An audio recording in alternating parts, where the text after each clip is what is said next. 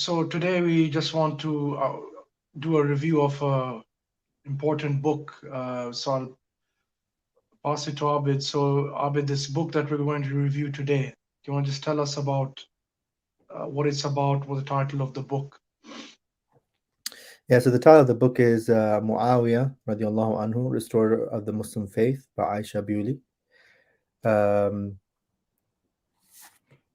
yeah, what would you like to know? Where do you want to start with the book, Kareeb? So it seems like a short book. It doesn't look very thick. So what is it about, and any important sort of messages to get across to the audience from the book, like five or six important points? Yeah, so I think first off, I'm just gonna give my feedback about the book, which is that I think it's a good book. I think it's worth reading. As you mentioned, it's a short book. It's not particularly long. So for those of you who kind of get daunted by reading long books, this one should be an easy one to get your feet wet when it comes to reading and get into back into the habit of reading, as most of us want to. The book itself is about the life of Muawiyah radiallahu anhu, and it's very much a defense of his life. So I think while I say it's worth reading, you have to read it in a specific context. And if you don't have that context, don't worry.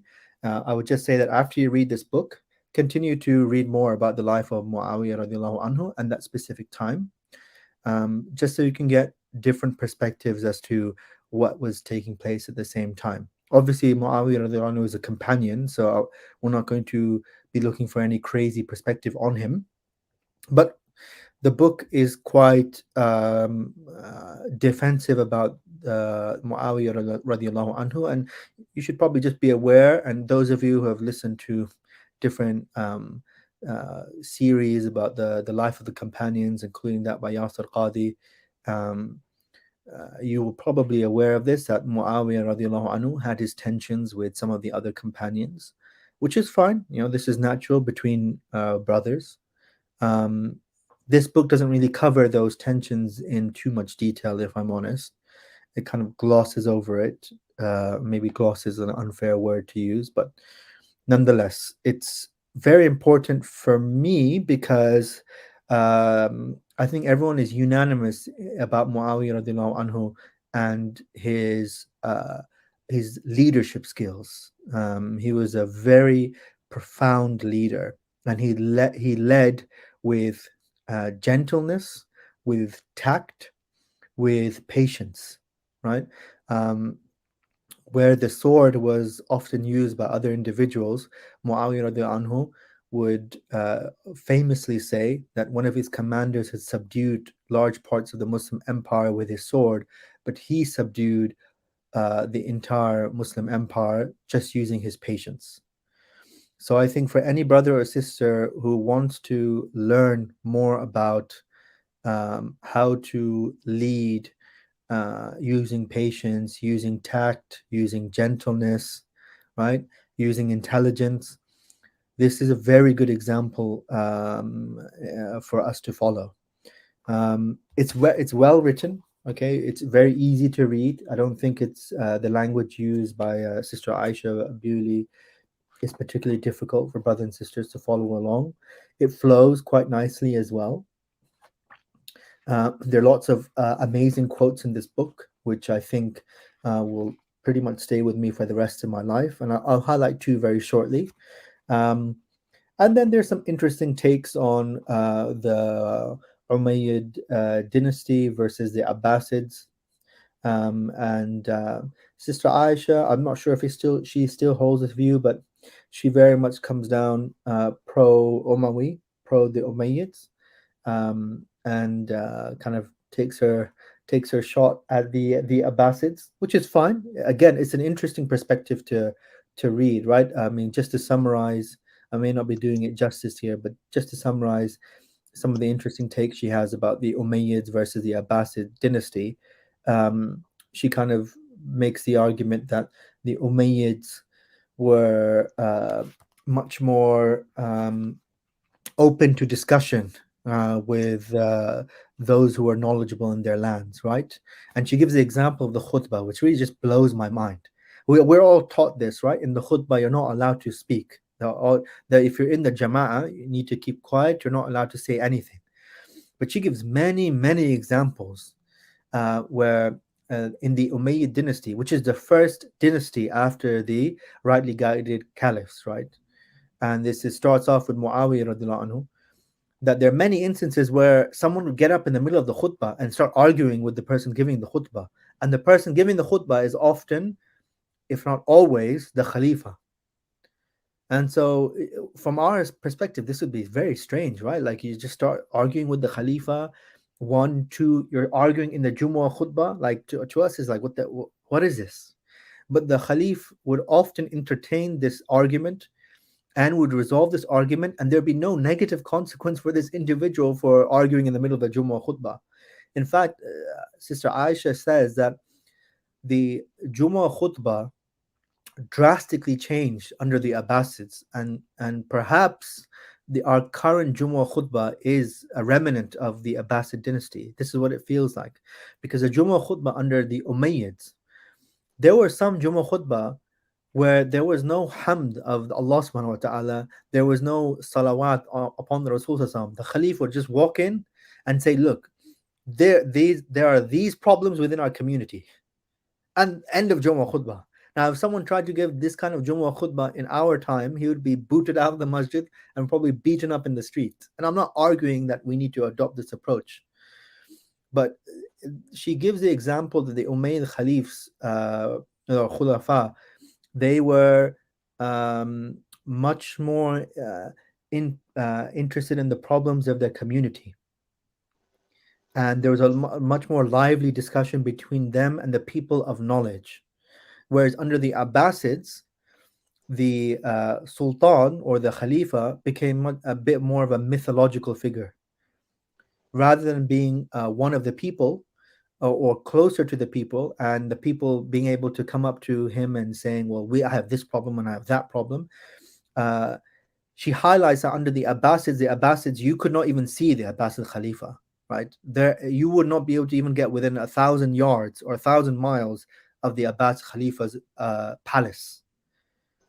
And this is well known that some of the Abbasid Khulafa, you had to do sujood in front of them, right? When you walked into their palace. Now, me and you would be like, what's that? But this was a remnant of the Persian empires, right? They very much borrowed from other cultures. No, not to throw the Abbasids under the bus. They had many strong things as well. But the Sultan became detached from society. The Jummah khutbah was no longer delivered by the Sultan, it was delivered by the Imam. And it no longer dealt with the problems of the community. It became very much formulaic and codified. And the ulama were no longer able to have lively discussions with the people in power. They were relegated to a section of society. And subhanAllah, we kind of see this till this day, right? The ulama are a group of people who very much could engage powers of authority without being attached to them. And now in our day and age, we're seeing that the ulama are kind of like lost. They don't know what to do. They're supposedly meant to be able to challenge or have power, but they have no power, right? So it's a very interesting dynamic that one can see as developed from the Abbasids. And just two quotes I wanted to highlight very quickly about Muawiyah radiallahu anhu, which I really love. One is Muawiyah radiallahu anhu had a conversation with Amr ibn al-As radiallahu anhu, and he asked him, tell me about your cunning. How smart are you? And Amr ibn al-As radiallahu anhu said, I never got into a situation, I never got into anything, but I was able to get out of it. And Muawiyah radiallahu anhu said, that's interesting. I have never got into anything that I wanted to get out of it later on. Right? And another very beautiful example is there was a poet who belonged to the tribe of Quraysh, who was making poems about the daughter of Muawiyah radiallahu anhu. They had no interaction, but he longed for her. He wanted to marry her. And so all these poems were very flowery and very romantic. And Muawiyah radiallahu anhu pulled this poet to one side and said, "Listen, don't do these poems.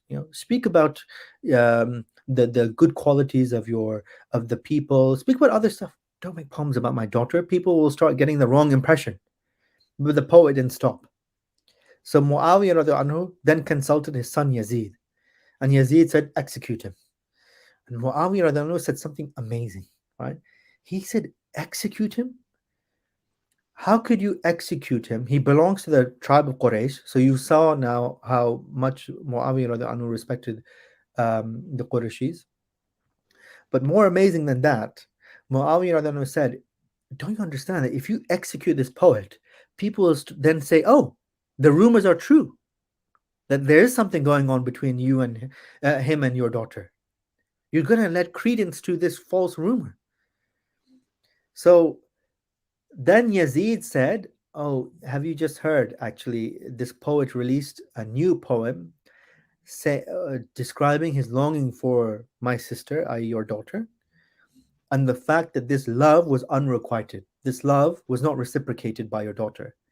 What did Muawiyah radiallahu anhu say? Alhamdulillah, right? This poet himself has confirmed that the rumors are false. The next Yeah. time Muawiyah radiallahu anhu went on Hajj, he used to distribute gifts to the people of Mecca. He made sure he gave a very handsome gift to this poet. Why? With this handsome gift, with this considerable amount of money, the poet was able to get married to a noble woman. And guess what happened to the poems? They stopped. Right? He got married. He moved on with his life. You saw now. Look at the intelligence of Muawiyah radiallahu anhu in this matter, right? And this is a very good example of Muawiyah radiallahu anhu consistently not using brute and blunt force in these kind of matters. He was not a pushover. He was the general. Muawiyah radiallahu anhu was fearsome, but he realized in these small matters where me and you start becoming Salahuddin, when me and you start becoming Genghis Khan, or Temur Lane, right? And we start executing our hukum, Muawiyah radiallahu anhu said, this is not the place to start behaving like a warlord with your family, with your friends. You need to use tact here, diffuse the Mhm. situation. And last thing I'll mention is often Muawiyah radiallahu anhu would realize that people will say they have one problem, but in reality there's another problem underneath that, which is a bigger problem. When Muawiyah radiallahu anhu was saying that, look, he said in a Jummah khutbah that something along the lines of, I believe I've done justice to you guys. One of the Ansar got up and said, you have never done justice to us in your entire life. And there was a back and forth. And then the Ansar, then Muawiyah said, okay, just relax. And the Ansar said, no, I'm never going to relax. And he left. He ran away. Muawiyah then told his soldiers, bring him back to me. Bring him back. They brought the Ansari back. And what did Muawiyah radiallahu anhu do? He said, look, I apologize for my behavior. Things got out of hand, and I said stuff I shouldn't have said. What is your problem? Do you have some financial need? And the Ansari said, yes, I have a brother, I have a sister, I have a mother and father they need looking after. So Muawiyah radiallahu anhu said, okay, here are thousands of dirhams. This is to satisfy your need.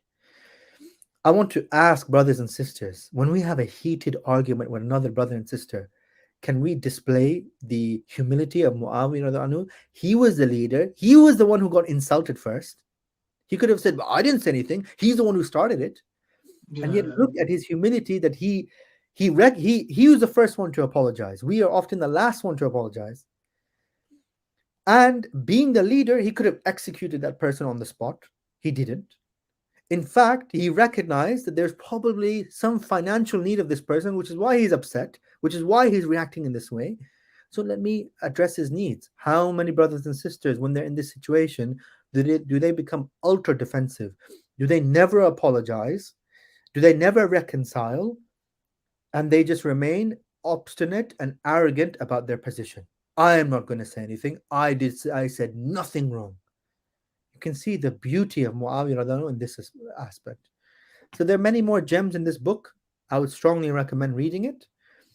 All I would say is, from a historical perspective, don't just stop here.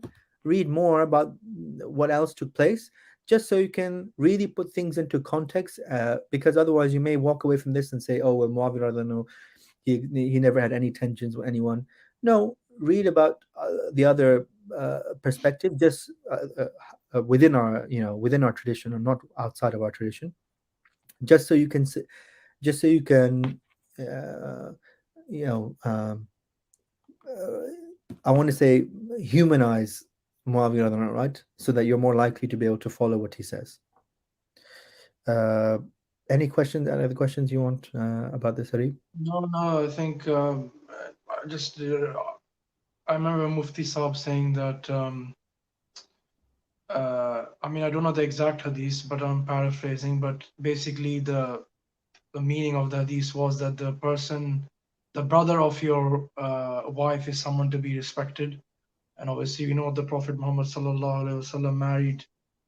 I think he was his ninth wife, but the sister of Ibn sister of Hazrat Muawiyah radiallahu Yeah, anhu. the daughter So of Abu Sufyan, Habiba, radiallahu yeah, anha. yeah, and she was the widowed sister of Muawiyah, isn't it?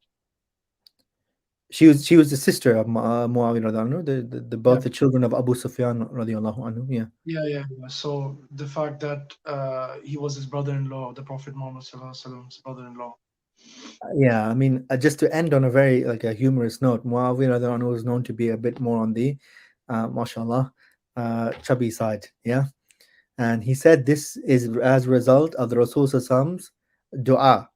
Now, I don't know how authentic this is, but it's mentioned in the book that once Muawiyah radiallahu anhu was playing, sorry, once when he was, I believe, when he was a child, he was playing with Anas bin Malik, right, the servant, the khadim of the Rasul, and the Rasul went to Anas bin Malik and said, "Go call Muawiyah. I have something that he needs to do." So Anas bin Malik went to Muawiyah radiallahu anhu and came back, and the Rasul was like, where is he?" And Anas bin Malik said, "He's eating." So Rasul said, "Okay."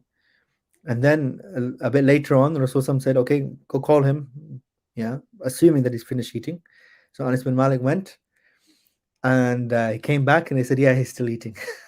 So the Rasul said that may Allah subhanahu wa ta'ala never fill his stomach.